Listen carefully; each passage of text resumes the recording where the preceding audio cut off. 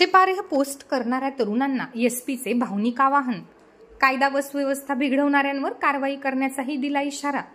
नुकतेच रामगिरी महाराज यांनी प्रेषित मोहम्मद यांच्यावर आक्षेपार्ह वक्तव्य केल्यानंतर महाराष्ट्रात मुस्लिम समाजांच्या तरुणांकडून महाराजांच्या वक्तव्याचा निषेध करण्यात येत आहे. अशातच हिंदू तरुणांकडून रामगिरी महाराजांच्या वक्तव्याचे समर्थन करण्यात येत आहे. यामुळे सोशल मीडियावर समर्थनार्थ व विरोधात वार सुरू आहेत. दरम्यान अशा पोस्ट करणाऱ्या तरुणांना बुलढाणा जिल्हा पोलीस अधीक्षक सुनील कडासने यांनी भावनिक आवाहन केले आहे.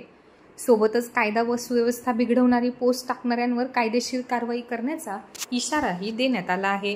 गेल्या काही दिवसापासून राज्यामध्ये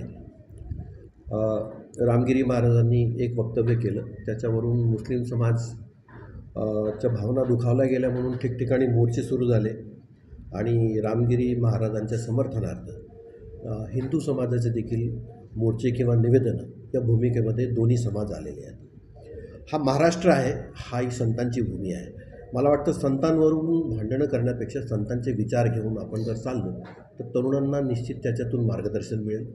पोलिसांचं इतकंच सांगणं आहे की कायदा व सुव्यवस्था बाधित राहावी यासाठी आम्ही सतत प्रयत्न करत असतो. सगळ्या समाजांचं त्यामध्ये सहकार्य अपेक्षित आहे. स्पेशली तरुण मुलं जे इंस्टाग्रामवर, फेसबुकवर, मीडियामध्ये पोस्ट व्हायरल करतात आणि घरी बसून गावामध्ये जो तमाशा होतो त्याच्यानी आया बहिणींचं, ज्येष्ठांचं आणि लहान मुलांचं, सामान्य माणसांचं, मजुरांचं, रोजंदारीवर जगणाऱ्या माणसांचं नुकसान होतं. आपण समाजामध्ये राहतो, आपण समाजाची कल्पना करावी.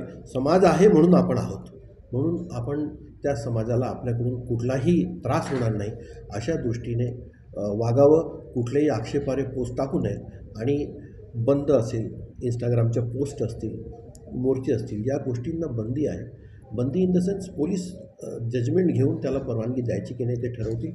पोलिसांना तुमचं सहकार्य अपेक्षित आहे आणि कायदा तोडल्यास त्याच्यावर कठोर कारवाई करण्यात येईल आणि तरुणांचं आयुष्य त्याच्यामध्ये उद्ध्वस्त होतं. ही देखील पोलिसांची भूमिका आहे. तरी हा विचार सगळ्यांनी करावा आणि शांतता ठेवावी हे पोलिसांकडून आव्हान आहे.